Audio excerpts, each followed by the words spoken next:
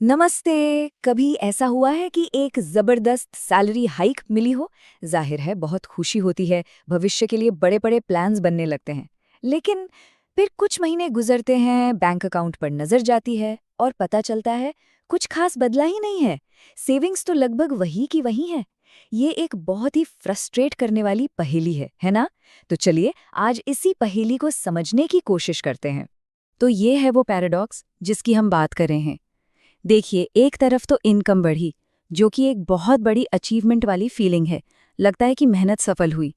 लेकिन दूसरी तरफ जब सेविंग्स नहीं बढ़ती तो एक कन्फ्यूजन भी होता है।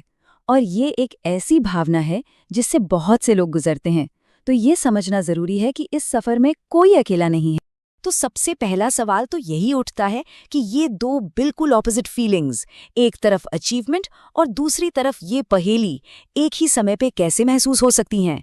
चलिए इस एहसास की परतों को थोड़ा और खोलते हैं। जब सैलरी बढ़ती है ना, तो ये सिर्फ पैसों की बात नहीं होती। ये एक तरह का रिकग्निशन होता है, एक प्रोग्रेस की फीलिंग होती है। अचानक से लगता है कि फाइनेंशियल फ्रीडम का सपना अब थोड़ा और पास आ गया है। हम सब एक बेहतर घर, एक अच्छी वेकेशन या बस एक ज्यादा मजबूत फाइनेंशियल सिक्योरिटी के बारे में सोचने लगते। अब देखिए, ये जो स्क्रीन पर दिख रहा है ना, ये पूरी कहानी को एक बार में बता देता है। एक तरफ इनकम वाला बार तो आसमान छू रहा है, एकदम साफ जीत। लेकिन दूसरी तरफ सेविंग्स वाले बार को देखिए, वो तो मुश्किल से अपनी जगह से हिला है। यही तो वो पहेली है जिसका हम सब सामना कर रहे हैं। पैसा ज्यादा आ तो रहा है, पर वो कहीं ना कहीं गायब हो रहा है।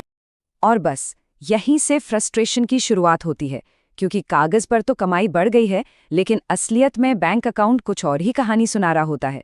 और फिर हम खुद से पूछना शुरू कर देते हैं, आखिर पैसा जा कहाँ रहा है? मैं क्या गलत कर रहा हूँ? तो इस गायब होते हुए पैसे का असली गुनाहगार कौन है? इसका जवाब हमारे अगले हिस्से में है। हम एक ऐसे कल्प्रिट को सामने लाने वाले हैं जो बहुत ही चुपके से काम करता है, और वो है हमारी धीरे धीरे बदलती हुई लाइफस्टाइल। ये प्रोसेस लगभग हमेशा एक ही तरह से काम करता है। सबसे पहले ज्यादा पैसा अकाउंट में आता है, फिर धीरे धीरे लाइफस्टाइल में छोटे छोटे अपग्रेड्स होने लगते हैं। हो सकता है कि उस महंगे कॉफी शॉप पर थोड़ा ज्यादा जाना शुरू कर दिया हो, या वो स्ट्रीमिंग सर्विस ले ली हो जो हमेशा से चाहिए थी। और हर एक फैसला अपने आप में बिल्कुल ठीक और जायज लगता है। और यही तो असली ट्रिक है। ये कोई एक बड़ा ड्रामेटिक खर्चा नहीं होता। ये हजारों छोटे छोटे कदमों जैसा है। आज एक एक्स्ट्रा कॉफी पी ली, कल कहीं बाहर खाना खा लिया। कोई भी एक अकेला कदम इतना बड़ा नहीं लगता, लेकिन समय के साथ ये सब मिलकर एक पूरी की पूरी नई लाइफस्टाइल बना देते हैं।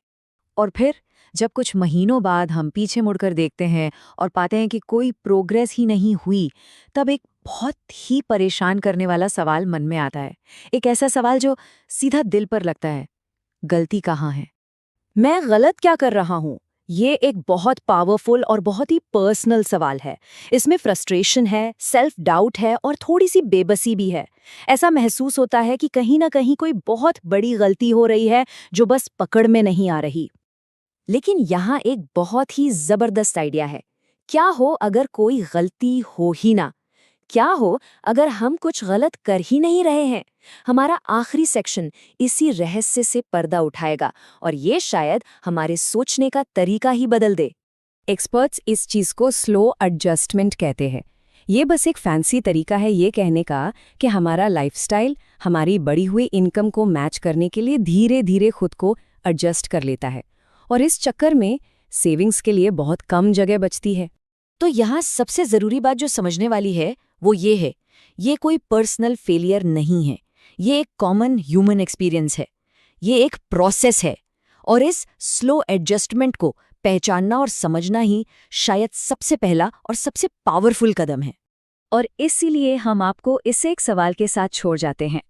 अगर कोई खुद को एक गलती करने वाले की तरह देखना बंद कर दे और ये समझे कि वो बस एक नॉर्मल प्रोसेस से गुजर रहा है, तो उसकी अपनी फाइनेंशियल जर्नी को देखने का नजरिया कैसे बदल जाएगा?